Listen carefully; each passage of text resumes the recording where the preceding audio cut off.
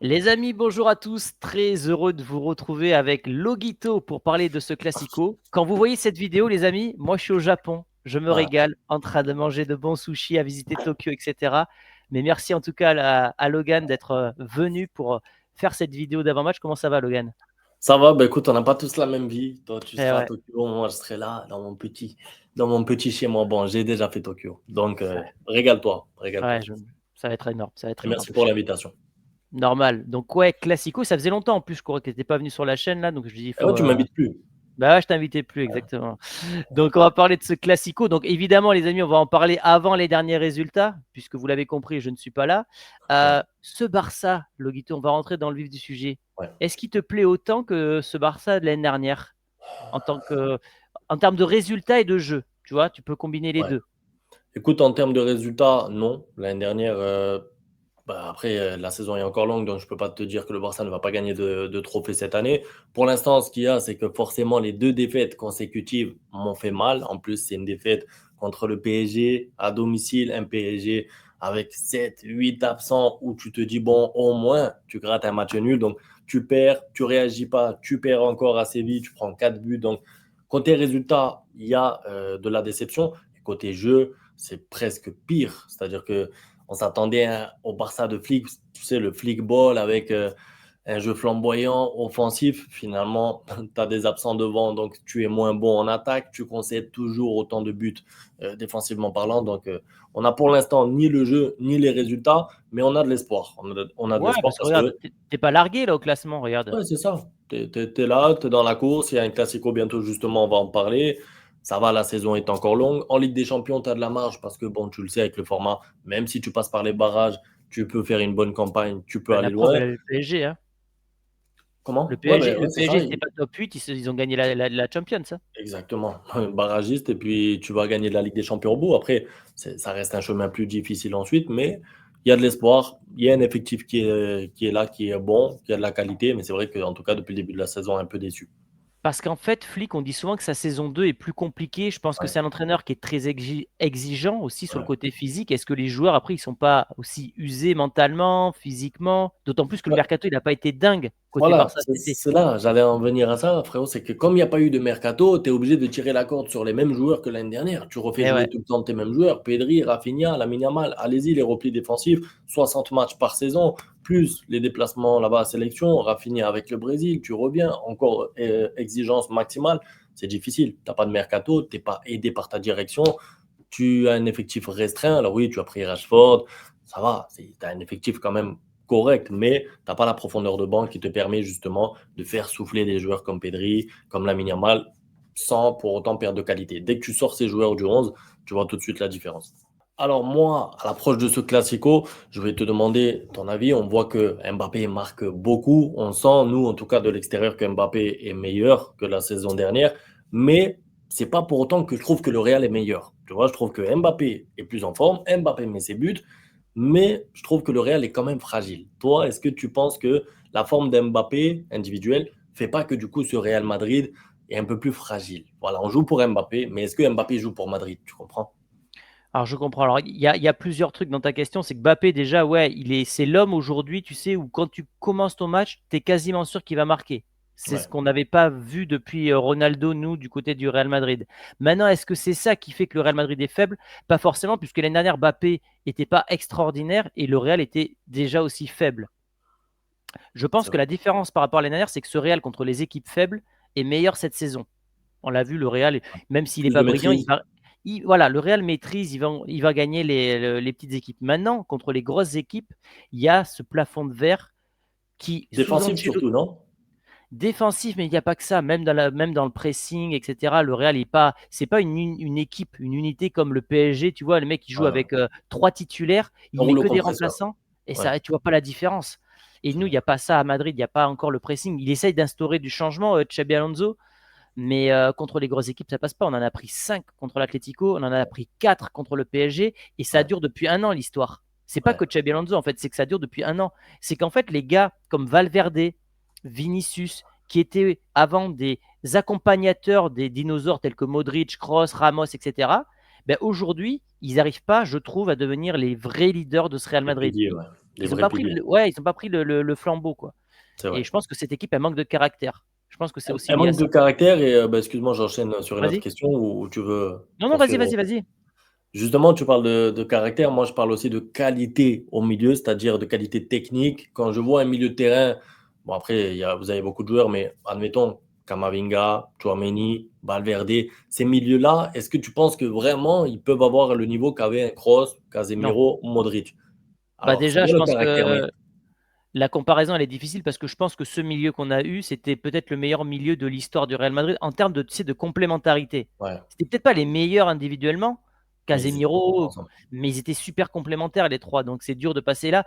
Euh, Tchouaméni, Valverde, Camavinga. Alors Camavinga, je le mets un petit peu à part parce que lui, il peut avoir ce Tu peux côté un rajouter petit peu. Arda Güler si tu veux, si tu veux le considérer comme un milieu. Tu peux rajouter même Bellingham. J'ai pas l'impression que tu auras à la fois trois milieux de terrain, peu importe lesquels tu alignes, avec la qualité technique qu'avaient ces trois-là. Pas que technique, puisque tu as dit qu'ils Alors, étaient complémentaires. il y a ça, et je pense que aussi on n'est pas encore organisé comme une vraie équipe. C'est-à-dire que les trois vont faire chacun leur boulot de leur côté, mais ils vont pas défendre pour l'autre. Tu vois, Ouais, ouais. l'unité du milieu de terrain, elle manque. Après, j'ai envie de voir ce que va donner Bellingham avec Xabi Alonso. Pour l'instant, on l'a pas vraiment vu puisqu'il était blessé à l'épaule. Mais oui, c'est sûr que la transition, elle sera difficile de ce côté-là. Et je trouve qu'au Real, il manque de qualité technique.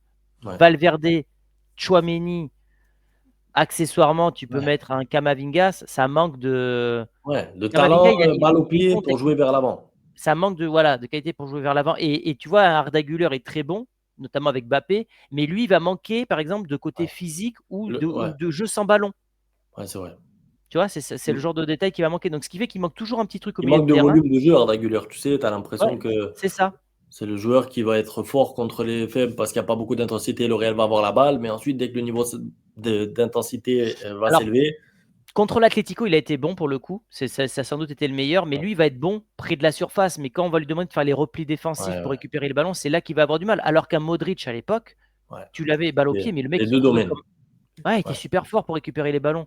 Donc c'est vrai que ça, je trouve que ça manque côté Real. Après, voilà, on est au début de l'ère Xabi Alonso, mais pour comparer au Barça de Flick de l'an dernier, Flick, quand il arrive, je trouve que tu as Tout de de suite. suite vu Ouais, le changement. c'est Et vrai. pourtant, il sortait d'un Barça avec Xavi qui n'avait pas été bon, Ouais. finalement. Ouais, là, tu as Et l'impression que c'est la continuité d'Ancelotti avec l'espoir qu'il y ait du mieux puisque c'est un nouveau coach. Mais quand tu regardes un match, si tu me dis que c'est Ancelotti, je te crois. Façon de en parler, tu fait, vois. si tu veux, je pense que ce vestiaire du Real, il a été trop habitué à Zidane et Ancelotti avec des mecs gentils, tu sais, des Ouais. entraîneurs, managers Proche de euh, leurs joueurs et tout. proches de leurs joueurs. Et je pense qu'ils sont un petit peu en mode sénateur avec des statuts. Et Xabi Alonso, il essaie de bouger ça, mais il peut pas non plus se mettre à dos le vestiaire parce que Rafa Oui, oui. Benitez, il a essayé de faire ça. Il a été foutu dehors 3 mois après, En décembre, en en novembre. décembre. Ouais, Voilà. je me Donc, rappelle. c'est ça qui est un peu compliqué. Compris. Moi, je voulais te parler de Yamal. Entre son été tumultueux, on va Ouais. passer les détails, des personnes de petite taille, etc., et ses blessures, est-ce que tu sens qu'il est déjà, entre guillemets, à un tournant de sa carrière? Parce qu'on parle d'une pubalgie, c'est une sale blessure pour un Ouais. footballeur. Je dis pas qu'il est en train de se perdre parce qu'on le voit que encore cette saison, il est ouf, le mec, c'est encore peut-être le meilleur joueur du monde. Mais est-ce que tu penses pas qu'il est sur un terrain un peu glissant?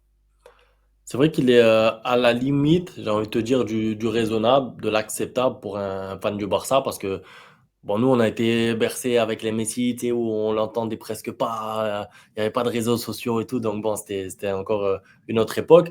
C'est différent, tu as Lamine Yamal qui arrive avec sa personnalité, son caractère, ses provocations, un peu à la Cristiano aussi, toi, t'as apprécié ça. Donc, on essaye de l'aimer comme ça, mais c'est vrai qu'on se demande en fait jusqu'à où il va aller et est-ce qu'il va pas aller trop loin, justement, tu vois, avec ces histoires de. Voilà, ça y est, tu vois, il a une copine, c'est officiel, mais on Voilà. le voit plus en story avec elle qu'en story à l'entraînement. Est-ce que ça veut dire qu'il est plus concerné par le foot? Je pense pas. Je pense qu'il a hâte de reprendre enfin, les matchs parce que là, il a repris les entraînements. Puis à l'heure où sortira la vidéo, j'espère qu'il aura joué de nouveau. Mais je suis curieux quand même de voir l'avancée de déjà sa saison et ensuite de sa carrière. Est-ce qu'il va pouvoir vraiment rester focus? Parce que la difficulté, et nous on en a parlé des fois en privé, le plus difficile, c'est pas de faire une grosse saison ou deux, Mhm. c'est de durer 10, 14, 16 ans, comme Messi et Ronaldo l'ont fait.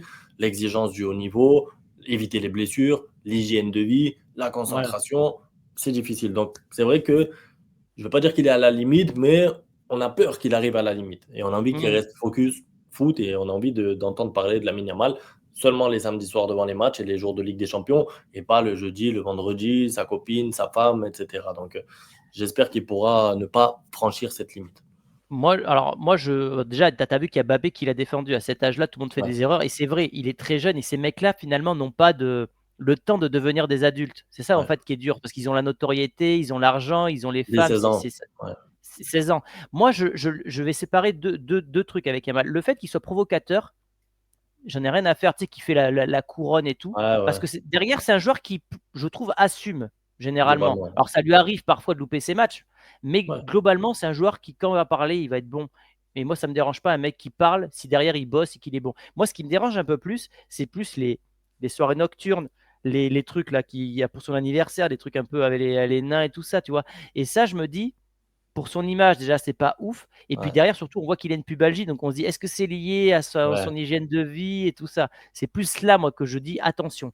En fait, le truc, je trouve, c'est que quand tu commences à avoir des dossiers sur tes soirées, sur tes anniversaires et tout, je trouve qu'après, tu as encore moins le droit à l'erreur sur le terrain. Ça veut dire que quand tu es irréprochable et que, vas-y, tu rates un match, on va te dire, bon, bah, il s'entraîne, il est régulier, il est tout le temps à l'heure, il a raté son match, il a raté son match. Mais comme tu dis, à partir du moment où ensuite, tu as une lombalgie, pubalgie, tu as mal, tu as des douleurs, tu rates des matchs, tu n'es pas là, le club perd sans toi, forcément, tu en as qui ensuite disent, ah, si Lamine Yamal avait été sérieux, peut-être qu'il aurait joué ce match. Ah, si Lamine Yamal s'était entraîné comme il faut, il aurait été là. Et peut-être que le Barça n'aurait pas perdu. Donc, ça ouvre en fait les débats. Alors que si tu es sérieux et qu'on n'entend pas parler de toi autre que sur le terrain, bah, on n'a rien à dire, tu vois. Alors, moi, je voulais aborder le thème de la méritocratie avec toi parce que, soi-disant, moi je dis soi-disant parce que d'un point de vue extérieur, je trouve qu'elle n'est pas mise en place, votre Ok. méritocratie, et notamment avec Mbappé. On voit souvent comme par exemple, Vinicius, il n'est pas bon, il est jugé un peu par les supporters, il est sur le banc ou il est sorti à la 60e minute. Avec Mbappé, je n'ai pas ce sentiment. Alors oui, tu vas me dire, il était bon depuis le début de la saison, mais même au cours d'un match, quand il n'est pas bon dans le match, il reste sur le terrain ou alors il sort à la 88e de manière symbolique. Je remarque qu'il y a une méritocratie appliquée selon les joueurs chez vous. À Qu'est-ce que tu plusieurs en penses? vitesses, quoi. Ouais, voilà. Alors, le truc, comme je t'ai dit, par rapport à tout à l'heure, c'est qu'il y a des statuts au Real. Et c'est compliqué pour lui de. En fait, il est en train de tabasser la fourmilière, mais il peut pas non plus y aller à plein régime, sinon il va se foutre tout le monde à dos. Donc, il a commencé à le faire avec Vinicius, Mais pourquoi il a parce commencé avec Vinicius? qu'il a commencé avec Est-ce Vinicius. que Et c'est là, pas facile? Justement, est-ce que c'est pas pour bah, défendre c'est Vinicius? facile et pas facile parce qu'en fait, Vinicius, c'est quand même un joueur qui est important au Real et qui a gagné 2 Ligues des Champions, tu C'est vois. pour ça. Bah, Ouais, mais là, et, vu son niveau récent et pas enfin, surtout sur la saison dernière, en fait, avec Ancelotti, est-ce que c'est pas justement la proie facile, tu sais, l'air de dire, bon, Mbappé, je peux pas trop m'attaquer à lui, il faut que je fasse quelque chose avec quelqu'un offensivement, c'est non, mais je vois où Vinicius, tu tu veux vois. en venir. Alors pour moi, il y a deux trucs. Je trouve qu'il a raison de vouloir casser les statuts et de dire de toute façon, c'est moi qui suis au centre du projet. Et d'ailleurs, pour info, sur toutes les images de promotion du Real Madrid cette saison, ça n'a pas été Mbappé au centre ou Vinicius, c'était Xabi Alonso.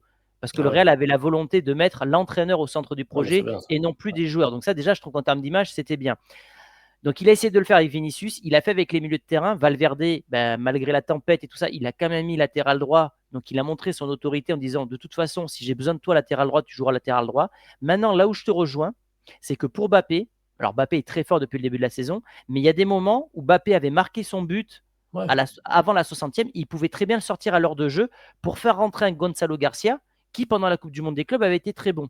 Et là, c'est vrai que depuis le début de la saison, Bappé joue quasiment tout le temps et les matchs en entier. Donc, et ça, moi, je l'ai critiqué pour ça, Xabi Alonso, parce que j'ai dit, Ouais. à un moment, tu peux pas dire des choses à Vinicius ou à d'autres joueurs et ne pas l'appliquer à Mbappé, parce qu'à un moment, Mbappé, il va Ouais. devoir souffler. Il y a la Coupe du Monde, il y a la Ligue des Champions derrière et tout. Donc, En fait, j'ai l'exemple. Alors oui, il y a toujours le contre-exemple avec le penalty qui est laissé à Vinicius, mais moi, je me remets après le match contre l'Atlético, vous perdez, vous faites écraser. Je me dis, 3 4 jours après, il y a un match de Ligue des Champions à 10 000 km. Garcia n'a pas eu de temps de jeu sur la saison. C'est le bon moment, normalement sur papier, pour laisser Mbappé sur le banc, au moins sur le banc, tu vois.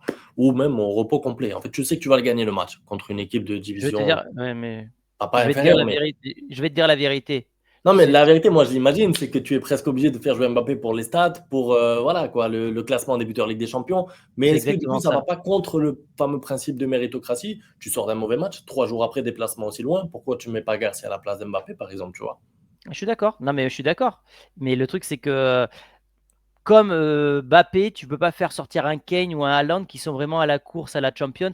Tu as Ouais, vu les stats là qui ouais. sont sortis cette saison? Oui, oui, oui. Haaland 21 et buts en non, 12 non, mais matchs. Haaland, Kane et Mbappé, ils peuvent marquer quasiment 100 buts dans la saison à ce rythme-là. Les mecs, Ouais. ils sont dans la saison d'une vie. Il y a un football qui est vachement offensif. Moi, ça me fait chier parce que les records de Ronaldo et sûrement certains records de Messi vont sauter, alors que globalement, c'est des joueurs qui sont moins forts, intrinsèquement en tout cas. Je Mais pense pas qu'ils vont sauter, mais ouais, je vois ce que tu tu veux penses dire. pas qu'Haaland, il Non, va battre le record de Messi? non. Le 83 buts en une saison, pour moi, il est intouchable parce qu'en fait, Haaland, déjà, il se blesse souvent. En plus, il joue en première ligue. Il aura des matchs compliqués où il mettra 0 but. Et ensuite, il joue avec la Norvège, la Coupe du Monde. Je pense pas qu'il va se tâter beaucoup. Peut-être qu'il peut faire une saison à 65, Ouais, mais 72, tu vois, la 68. Norvège, il joue que des petites équipes, par exemple. Ouais, mais tu vois, là, il rate le match. Là, bon, on est en pleine trêve, mais il joue pas Ouais. contre la Nouvelle-Zélande. Donc, déjà, c'est un match en moins. Ensuite, le prochain rassemblement, il va sûrement avoir un coup de mou. Ensuite, tu es obligé de te gérer, arriver en février-mars parce que tu as les matchs de Ligue des Champions. Tu vas peut-être rater quelques matchs de championnat. Tu as la Coupe du Monde en juillet. Donc, tu vas faire un peu attention sur la fin de la saison. Je pense qu'il y a des joueurs qui vont rater des matchs. Regarde Mbappé. Il est sur les temps de passage. Ils sont en avance. Mais on va pas se mentir. Je trouve, en tout cas, c'est mon avis, que le Real a eu un calendrier favorable sur le début de la saison. Des matchs à Ouais. domicile. Vous avez Ouais, joué ouais. déjà deux équipes qui viennent de monter en première division. Là, le calendrier qui vous attend avec des City, des Liverpool, des Getafe et Ça va être plus tout, compliqué, ouais. c'est un peu plus compliqué. Et j'ai un petit doute sur le fait de voir Mbappé continuer sur le même rythme. Et même en C'est ayant pas le même possible. rythme, Mm. c'est dur Mais c'est pas d'égaler ça. possible. Enfin, en tout cas, moi, j'y crois pas.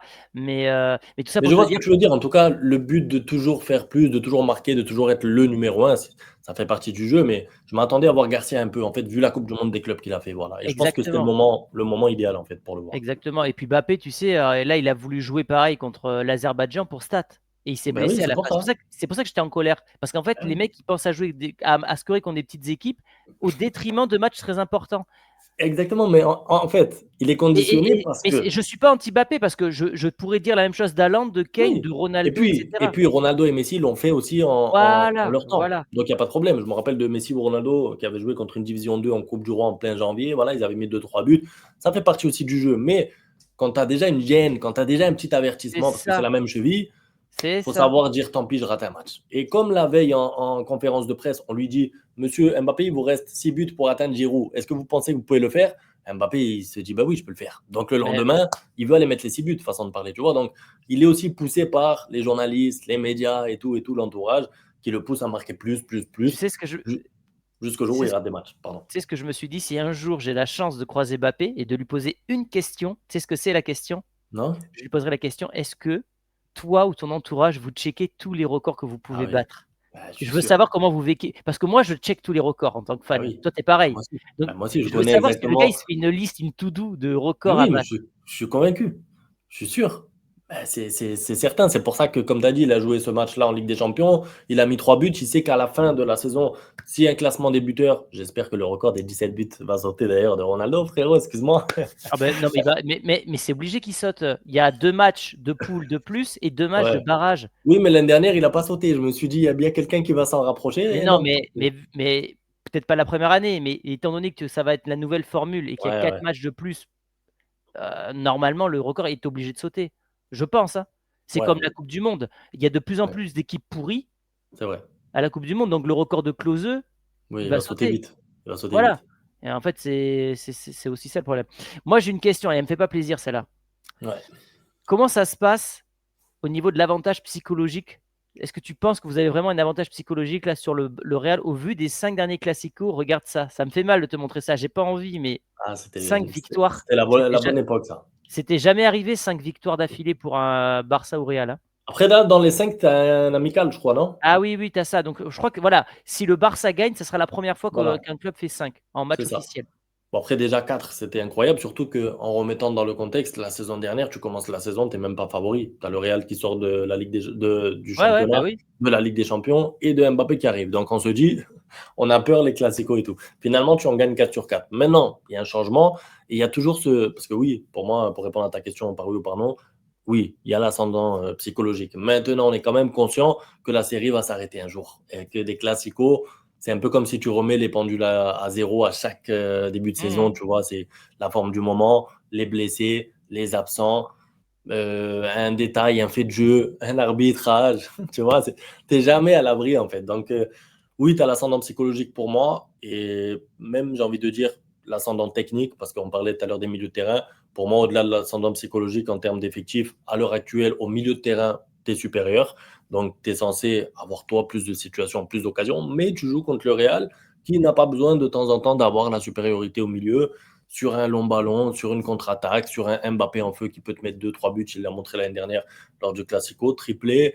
Donc, tu arrives au Classico, tu te dis, on peut les battre, mais on peut aussi perdre. Donc, tu restes tranquille, tu te calmes et tu attends le match. Tu vois, c'est un peu le sentiment qu'il y a de mon côté en tout cas. Moi, j'ai le sentiment que côté Barça, déjà, il n'y a plus l'effet de surprise au niveau de la défense haute et que les Ouais. clubs commencent à s'habituer, notamment en Liga. Il y a un truc que je vois, c'est qu'ils font souvent la passe à ras de terre au deuxième poteau. Oui, oui, ils ont pris 4 buts comme ça déjà cette saison. Voilà, Au deuxième poteau, Hakimi pour Ramos, voilà, contre le Rayo voilà. Vallecano, pareil. Pareil, exactement. Donc il y a ça. Et je trouve que l'attaque du Barça, elle est moins flamboyante. Tu vois, il y a un Lewandowski qui est peut-être annoncé sur le départ en fin de saison. Il y a Yamal qui est un peu blessé. Rafinha, il est sur des standards moins élevés que la saison dernière. Donc au final, je trouve que le milieu de terrain, il est toujours aussi fort, mais que défensivement et offensivement, c'est moins incroyable. Et que ce Barça, du coup, est plus prenable. En Tu... fait, bon, c'est pas pour mettre la faute que sur les absents, hein, mais tu vois, par exemple, la fameuse passe que tu me dis qui vient du Mm. côté gauche du Barça, moi, je l'explique parce que Baldé n'est pas là. Baldé, il est blessé Ok, depuis je sais pas combien de temps. Tu joues avec Gérard Martin qui est presque constamment pris. Après, ok. je te dis pas que Baldé va faire des miracles, attention, parce que la défense du Barça qui prenait des buts déjà l'année dernière, c'était avec Baldé. Mais déjà, t'as pas Diego Martinez. Si en plus, tu as Baldé qui est pas là et Koundé qui est pas en forme, t'as pas ton gardien en plus, tu concèdes trop de buts. Et pour l'attaque, tu as dit, Rafinha, il était blessé, pas là. Lamine Yamal, il a joué un match et demi sur les 6-7 derniers matchs du Barça. En fait, je trouve que le Barça a un gros effectif, un gros 11, et un ou deux remplaçants au top, mais le reste, c'est pas au niveau. T'as pas l'armada que tu prétends avoir. Ou qu'à le PSG, tu l'as dit tout à l'heure aussi, tu fais des changements, tu vois pas la différence. Là, si tu mets Gérard Martin à la place de Baldé, Ferran Torres à la place de Rafinha, tu vois la différence tout de suite. Donc, Mhm. ça dépendra, en fait, la forme des joueurs, la forme des top joueurs du Barça à 2 jours du Classico. S'il y a tout le monde, si l'équipe est là pour être vraiment le 11 type, là, je suis confiant. Mais si tu Et, arrives avec des Gérard Martin, avec des Ferran Torres, des Lewandowski qui n'arrivent plus trop à courir, ça va être compliqué. petite, enfin, ton avis, tu penses que Lewandowski, c'est sa dernière année vraiment ou pas? Oui, ça y est, je pense que c'est sa dernière année. Déjà, tu vois, je m'attendais à ce qu'il soit plus titulaire parce que tu sais, il a une relation avec Hansi Flick quand même, bon, pas fraternelle, mais ils se connaissent, Ben ils se ouais, il a parlent, tout ils le temps marqué communiquent avec lui, beaucoup. hein. Les stats sont Ben ouf oui, avec lui. c'est ça. Ils parlent allemand en plus entre eux, donc bon, ils se connaissent, il y a une relation. Et puis malgré ça, on a vu Lewandowski remplaçant pas mal de fois déjà depuis le début de la saison. Je pense que ça prépare la suite côté Barça. Après, est-ce qu'il y a l'argent pour ramener un top 9? Je sais pas. J'ai un doute, mais je pense Tu sais que qui c'est c'est la que je dernière vois, saison. moi? Je Qui? vois bien Harry Kane, moi. Ah ouais, j'aime beaucoup le joueur qui participe au jeu, qui pense pas que à ses stats, mais qui marque aussi beaucoup. Maintenant, ça serait ramené encore à un buteur à 30 ans et plus, tu vois. J'aimerais Mais ouais, bien. mais en fait, je pense que le Barça, ils n'ont pas les sous pour Ouais, faire Haaland. Alvarez Et et tout, Julian là, c'est Alvarez, impossible. ça me paraît pareil, ça me Ouais, paraît cher, tu vois. pareil, pareil. Donc, tu es obligé d'aller chercher une opportunité de mercato En avec fait, un joueur. Kane, c'est comme Lewandowski, peut-être un peu plus jeune quand il signe au Barça. C'est vrai. Donc voilà. Ouais. En tout cas, va falloir se renforcer parce que j'ai vu des rumeurs comme quoi peut-être Ferran Torres. Non, ça suffit pas. Alors oui, il Oh peut non. faire des bons matchs, il peut marquer de temps en temps, mais pour une saison, ambition Ligue des Champions, c'est pas suffisant. Du coup, les amis, on passe au pronostic avec notre partenaire Unibet qui vous offre 10 euros offerts avec le lien en description, les amis. Vous avez jusqu'à 100 euros de free bet et vous avez aussi le match sur Unibet TV. Donc, vous avez le lien en description. Attention, les jeux d'argent sont strictement réservés aux personnes majeures. Donc, voilà, on fait attention. Les amis, hop, avec les cotes de cette rencontre, alors on est à quelques jours du match, on est à plus de 10 jours du match, mais Ouais, je suis ouais. quand même surpris que le Real soit, entre guillemets, aussi favori. D'habitude, les cotes sont quand même plus équilibrées lors Ça me des paraît fou, Classicos, là. surtout quand le Barça vient au Bernabéu, parce que le Barça aime venir au Bernabéu, donc le Real est favori à 1,98. Mm. Et, En vrai, ça va. En vrai, au début, j'avais cru que c'était un 58. J'allais te dire, c'est pas possible. En vrai, non, c'est un 98. Ça fait sens. Ils savent que vous êtes 12. Voilà, ils savent que vous allez être. Ils Oh savent, là là ils là là. savent que c'est dur de gagner là-bas et qu'au pire, bah, penalty para el Real Madrid, tu vois. Ah là là. Moi, je Non, partirais sur un match nul, moi. Ah ouais, c'est vrai? Ouais. Moi, je crois en la victoire du Barça à condition, j'ai parlé tout à l'heure des absents, à condition que tu aies ta ligne défensive complète, c'est-à-dire avec Baldé. Voilà. Si tu as ton Ok. côté faible avec Gérard Martin, pour moi, c'est match nul ou victoire du Real. Si tu veux t'imposer, tu es obligé d'avoir ton Lamine Yamal en forme, ton Rafinha au moins présent, ton Baldé titulaire. Voilà. Si tu as ça, ces éléments-là, je mettrai le Barça vainqueur, même à 3. Ok, donc toi, ton score, ça serait quoi? Est-ce que déjà, tu verrais un but pour les deux équipes ou pas? Oui, but pour les deux Ok. équipes facilement. Parce que le Ok. Real, l'attaque Ouais. qu'ils ont, Mbappé et surtout la défense du Barça, je suis presque Ouais, convaincu ouais, que le Real met je suis d'accord. minimum un but, voire même deux. Et le Barça, Ça, ouais. pareil, avec l'attaque qu'ils ont. Et en fait, la défense, elle est fébrile côté Real. Dès qu'il y a une équipe qui joue un peu, ça concède des occasions. Courtois, je le trouve moins fort qu'avant. Je Ouais. pense que le but pour les deux équipes, pour moi, il est garanti. Et si tu avais un score, tu vois, moi, je partirais peut-être sur un 2-2 ou un 1-1. Donc, c'est coté à 6,35 ou à 8,05. Moi, ça Toi, tu serait partis. 3-2 pour le Barça, tu vois. Ouais, 3-2. Ouais, donc 17,80. Ouais. Je vois des buts. Ouais, Ouais, ouais, ouais, non, je je suis vois des d'accord. buts. Les défenses sont 17-80. ouf. Oh. Parce que même la défense du Real, avec la profondeur, elle a beaucoup de mal. Ouais, franchement, même si Carreras et tout, ils sont bons. Déjà, Arnold, on ne sait pas s'il sera là, pas là. Carvajal, Pareil, c'est pareil, on sait pas qui sera là. blessé. Tu vas Ouais. peut-être jouer avec Valverde à droite. Mm, mm. Ok, C'est, donc toi, c'est... tu vois, moi, je verrais plus un 2-2 et toi, tu vois donc un 3. Ouais. Et au niveau des buteurs, du coup, attends, est-ce que je les ai, les buteurs là? Putain, c'est le bazar à chaque fois là pour trouver les Ouais, trucs. ouais. Wouah. Il y À en a des chaque fois, bons. je galère. En fait, il y a Putain. tellement de catégories. Alors attends, Je buteurs, crois je que, je dois les sais pas si avoir. tu les as déjà, les buteurs. Ah non, je peux pas les avoir, t'as C'est raison. proche de match, ça, tu sais, quand ils savent les absents et tout. Mais après, tu peux en parler quand même. Ouais, et au niveau des buteurs, du coup, toi, Logan, tu verrais qui? Ouais. Je mettrai Mbappé la garantie, puisqu'on sait qu'il y aura minimum un penalty pour Madrid. Donc, déjà, on sait que c'est Ah, Mbappé qui les tire. Frérot, on est objectif ici. Là. Je pense Mbappé buteur côté Madrid, mais la cote doit être basse, je pense, parce c'est le buteur de votre équipe. Et côté Barça, je mettrai Fermin Lopez buteur, parce que c'est le genre de joueur qui aime les classicos et la cote doit être assez élevée, puisque c'est un milieu de terrain. Je mettrai Fermin Lopez. moi, je partirais sur Mbappé Vinicius. Et côté Barça, je mettrais un Rafinha Yamal. Prends pas beaucoup de risques, mais Ah, l'un ou l'autre, tu veux dire? non, l'un et Ah, l'autre. ok, ok. Je pense que les deux peuvent marquer. Donc, Ok, les amis, donnez-nous votre avis dans les commentaires, votre pronostic. Merci à toi, Logan, d'être venu avec pour plaisir. cette analyse de pré-classico. Et on vous dit à très vite, les amis, pour une prochaine vidéo. Ciao! Ciao.